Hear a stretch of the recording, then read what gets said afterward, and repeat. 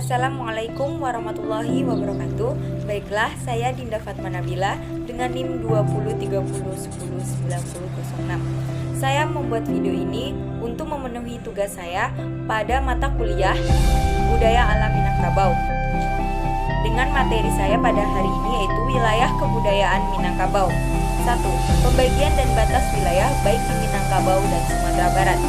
Secara geografis, wilayah Minangkabau adalah wilayah tempat hidup, tumbuh dan berkembangnya suku bangsa Minangkabau. Mereka mengembangkan kehidupan dan menerapkan nilai-nilai yang turun-temurun dari nenek moyang orang Minangkabau sendiri. Berdasarkan Tambo, wilayah Minangkabau dahulunya berada pada sekitar 6 buah gunung: Merapi, Pasaman, Sago, Singgalang, Talang yang terletak di Provinsi Sumatera Barat dan Gunung Kerinci di Provinsi Jambi. Berdasarkan Tambo, batas-batas wilayah Minangkabau adalah: sebelah utara berbatasan dengan Sikilang Ayi Bangih, Pasaman. Sebelah selatan berbatasan dengan Tarata Aye Hitam dan Muko-Muko di Provinsi Bengkulu. Sebelah barat berbatasan dengan Ombak Nan Badabuah atau Samudra Hindia. Sebelah timur berbatasan dengan Durian di Takwak Rajo, Buwayo Putiadagua dan Sialang Balatak Basi. Sementara itu, jika berbicara mengenai wilayah budaya Minangkabau adalah wilayah tempat hidup, tumbuh dan berkembang kebudayaan Minangkabau. Wilayah Minangkabau meliputi 3 provinsi yaitu Sumatera Barat, Riau, Jambi, dan bahkan ke Aceh atau Tapak Tuan hingga daratan Malaysia seperti Negeri Sembilan. Dapat dibayangkan betapa besarnya pengaruh kebudayaan Minangkabau pada masa dahulu. 2. Wilayah Dare. Wilayah Dare ini dianggap sebagai sumber dan pusat adat Minangkabau dan terletak di dataran tinggi seperti lembah Gunung Merapi, Gunung Singgalang, Gunung Tadike, dan Gunung Sago yang sering disebut dengan Samara Alam Minangkabau.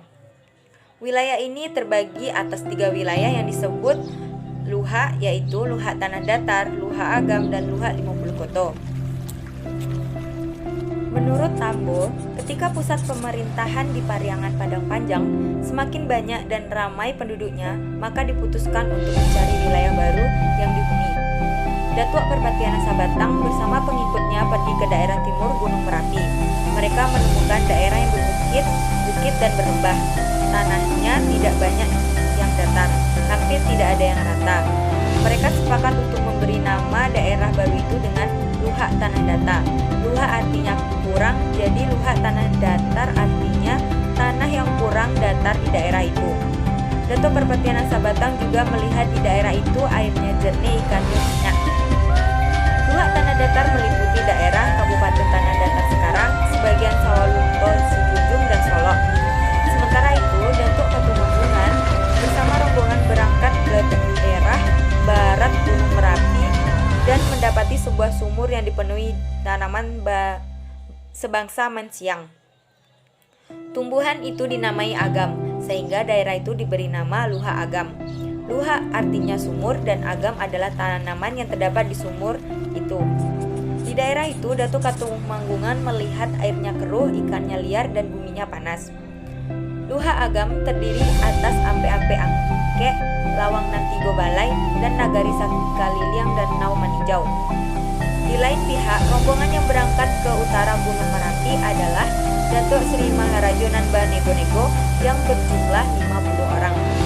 Dalam perjalanan ada anggota rombongan yang hilang sehingga wilayah itu dinamai Luha 50. Luha artinya kurang dan 50 berasal dari jumlah anggota rombongan.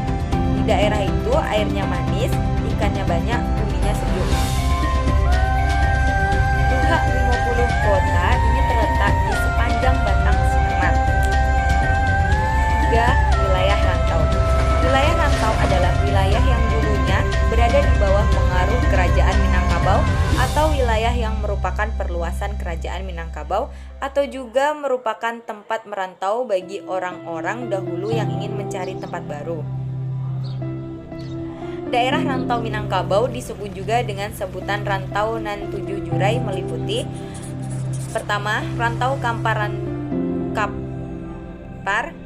meliputi daerah aliran Sungai Kampar Kiri dan Kampar Kanan di Provinsi Riau kini. Dari Hulu Batang Kampar di perbatasan disabui Pintu Rajo Hindia sampai pertemuan Kampar Kiri, Jo Kampar Kanan di hilir Taratak Muluah disabui Pincuran Mudia, itulah rantau 50 koto, nan disabui Juo Bandaharo nan ampe Hulu ampe. Kampar Kanan daerahnya meliputi di Hulu Tungku nan Duo terdiri dari 6 nagari yaitu Mungka, Koto Laweh, Koto Tangah, Koto Tinggi, Sungai Dadok dan Sungai Naniang. Kampar Tengah atau Kampar 9 kini disebut Kecamatan Kampar 9 Kabupaten 50 Koto, meliputi Nagari Tanjuang, Muara Takus, Gunung Malelo, Pangkai, Koto Bangun, Sialang, Durian Tinggi, Kampua dan Lubui Alai.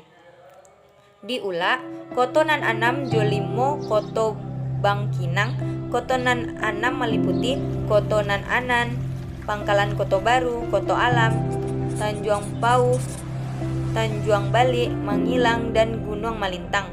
Sementara yang termasuk 5 koto Bangkinang adalah Puo, Bangkinang, Salo, Ayitiri, dan Rumbio. 2.